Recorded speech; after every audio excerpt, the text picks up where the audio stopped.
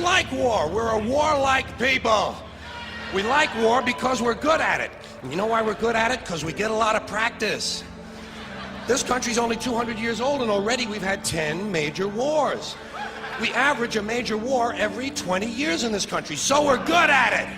And it's a good thing we are. We're not very good at anything else anymore. Huh? Can't build a decent car, can't make a TV set or a VCR worth the fuck. Got no steel industry left, can't educate our young people, can't get health care to our old people, but we can bomb the shit out of your country, all right? Especially if your country is full of brown people. That's our new job in the world, bombing brown people. Iraq, Panama, Grenada, Libya, you got some brown people in your country, tell them to watch the fuck out, or we'll goddamn bomb them. Well, when's the last white people you can remember that we bombed? Can you remember the last white, can you remember any white people we've ever bombed? The Germans, those are the only ones, and that's only because they were trying to cut in on our action. They wanted to dominate the world. Bullshit, that's our fucking job! Now, you probably noticed I don't feel about that war the way we were told we were supposed to feel about that war, the way we were ordered and instructed by the United States government to feel about that war. My mind doesn't work that way. I got this real moron thing I do, it's called thinking. And I'm not a very good American because I like to form my own opinions. I don't just roll over when I'm told to.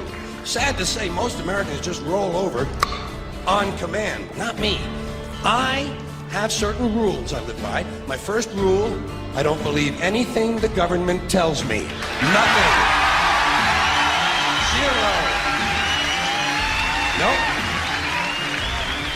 And I don't take very seriously the media or the press in this country, who in the case of the Persian Gulf War were nothing more than unpaid employees of the Department of Defense, and who most of the time function as kind of an unofficial public relations agency for the United States government.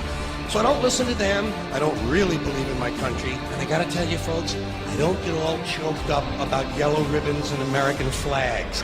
I consider them to be symbols, and I leave symbols to the symbol-minded.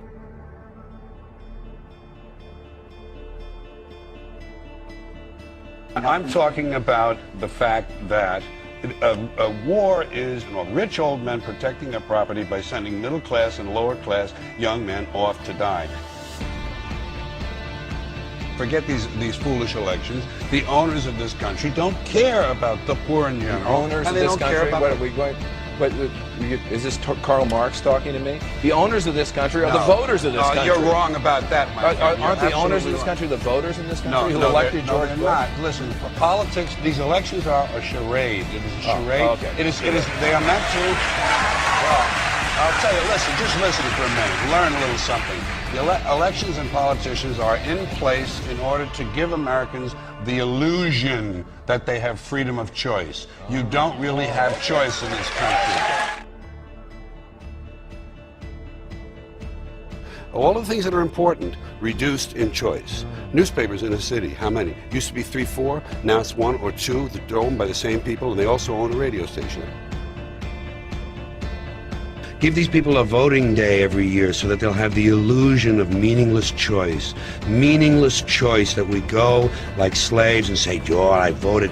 The limits of debate in this country are established before the debate even begins, and everyone else is marginalized or made to seem either to be communists or some sort of disloyal person. A kook, there's a word, and now it's conspiracy. Say they've made that something that should not be even entertained for a minute. That powerful people might get together and have a plan. Doesn't happen. You're a kook. You're a conspiracy buff. Conspiracy buff.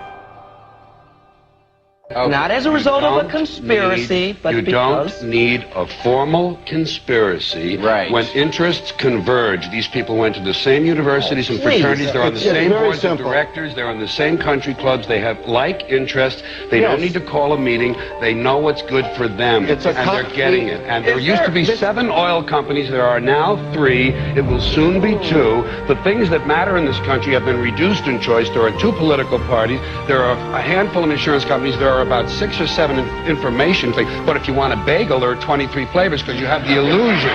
You have the illusion of choice. Right. You don't get the real important choice. There's no freedom of choice. That's a great point.